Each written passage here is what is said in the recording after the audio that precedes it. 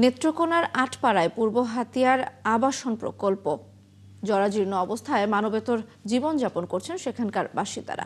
তাদের অভিযোগ, দেড় যুগেরও বেশি সময় ধরে এমন অবস্থা হলেও সংস্কারে কোনো উদ্যোগ নেয়নি জেলা প্রশাসন। মির্জা হৃদয় সাগরের তথ্য ও ছবিতে রিপোর্ট। ফাটা দেয়াল, চালের উপর ইট, কোথাও পলিথিন বা ত্রিপল, পুরনো মরিচা ধরা টিন দিয়ে কোনো মতে ঠেকিয়ে রাখা হয়েছে ঘরগুলো।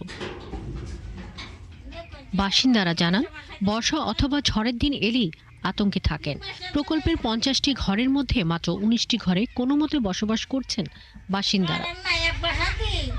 এছাড়া কয়েক বছর আগে আগুনে পুড়ে যাওয়া ঘরগুলো মেরামত না হওয়ায় চলে গেছে অনেক পরিবার। বৃষ্টির সময় নিয়েছি আর বাতাস ডুবে এমনি দেয় বাইরে হেমনে দেয় বাইরে বাতাস। এবার যে তাকতাছি খালি না হারে একটু তাকতাছি আমরা হাত তুললে মাটিনের দিকে। কাগজ টাগজ দিয়া টিন দিয়া এরকম এই যে বাঙ্গারুঙ্গা টিন চূড়া দিতাছি, এই যে ভাঙ্গে হতাছে, এইভাবেই তাকতাছি। তারা আরও জানান, 2017 সালে একটি টিউবওয়েল বসানো হলেও সরকারি লোকজন বাড়িঘর মেপে নাম তালিকা করলেও কোনো সংস্কার হয়নি। এমনকি মৃত্যুর পর দাফনের জায়গাও রাখা হয়নি।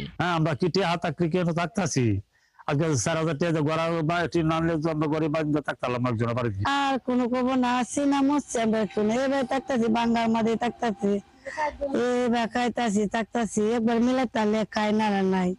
এ নিয়ে জেলা প্রশাসক বলছেন, প্রকল্পগুলো হস্তান্তরের পর এগুলো মেইনটেনেন্সের জন্য বরাদ্দ থাকে না, তাই এগুলো সংস্কার কাজও করা যাচ্ছে না। আমি জায়গাটা পরিদর্শন করব আর আপনাদেরও অনুরোধ করব, যদি ওইখানের অবস্থা খুব খারাপ থাকে তারা যদি তাদের কাছ থেকে আমরা যদি কোনো ডিমান্ড পাই আমরা অবশ্যই ঊর্ধ্বতন কর্তৃপক্ষের কাছে পাঠিয়ে দেবো এবং নিয়ম অনুযায়ী বরাদ্দ পেলে আমরা এটা মেরামত সহ যা যা করার আমরা ব্যবস্থা নেব। আটপাড়া উপজেলার পূর্ব হাতিয়া গ্রামের 5 ইস্ট বেঙ্গল কর্তৃক নির্মিত এই আবাসন প্রকল্পের আওতায় 50টি পরিবারকে ঘর হস্তান্তর করা হয় 2009 সালের 19 নভেম্বর।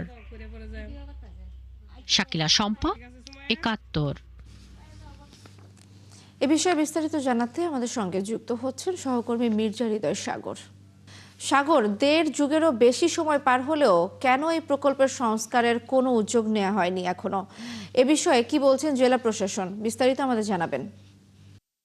হ্যাঁ দুলনা, প্রতিবেদনে যেমনটি দেখাচ্ছিলেন, আসলে 2009 সালে এই ঘরগুলো নির্মাণ করা হলেও প্রকল্পের সাথে সংস্কারের কোনো বাজেট না থাকায় জেলা প্রশাসক থেকে মূলত এটি সংস্কার করা হচ্ছে না। তবে আমরা জেলা প্রশাসকের সাথে কথা বলেছিলাম, তারা যেমনটি জানিয়েছে যে তারা ঊর্ধ্বতন কর্তৃপক্ষকে জানাবে যাতে দ্রুত এইগুলো সংস্কার করা যায়।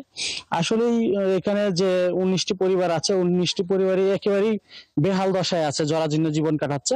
আমি যদি দেখানোর চেষ্টা করি, এই যে একটি ঘর দেখাচ্ছি, এটি আসলে শীতকাল বা গ্রীষ্মকাল, বর্ষাকাল সব সিজনেই এই ঘরগুলোতে একেবারেই থাকার উপযোগী নয়। এরপরেও কষ্ট করে কোনো রকমের মানুষ মানবতার জীবনযাপন করছে। ঠিক একই রকম এখানে যে ঘরগুলো আছে সবগুলো ঘরেরই একই দশা। স্থানীয়রা বলছে যে তারা বারবার এই উপজেলা প্রশাসনের সাথে যোগাযোগ করেছে, উপজেলা প্রশাসন আশ্বাস দিচ্ছে যে এটি সংস্কার করে দিবে, তবে কোনো সংস্কারের হচ্ছে না। প্রতিবারই শুধু নাম এবং তালিকা করা হয়, কিন্তু নাম তালিকা করার পরেও কখনোই সমাধানের পাচ্ছে না তারা। তবে আমরা জেলা প্রশাসনের সাথে কথা বলেছি, যেমন জেলা প্রশাসন যেটি বলেছে যে ওনারা ঊর্ধ্বতন কর্তৃপক্ষকে জানাচ্ছে, খুব দ্রুতই সংস্কারের আশ্বাস দিয়েছে।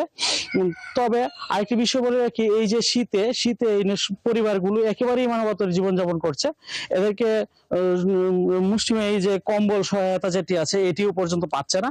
একেবারেই বলতে গেলে আশ্রয়ণ প্রকল্পটি স্থাপনের পর থেকেই প্রশাসন থেকে তেমন কোনো সহযোগিতা এদেরকে করা হচ্ছে না। আরেকটি বিষয় বলে রাখি, বর্তমানে যে আশ্রয় প্রকল্পগুলো আছে এইগুলোতে সরকারিভাবে সর্বোচ্চ সুযোগ সুবিধা দেওয়া হলে এই প্রকল্পগুলোতে একেবারেই সুযোগ সুবিধা নেই বললেই চলে। বলনা। ধন্যবাদ সাগর। দর্শক, নেত্রকোনা থেকে আমাদেরকে বিস্তারিত জানাচ্ছিলেন সহকর্মী মির্জা হৃদয় সাগর।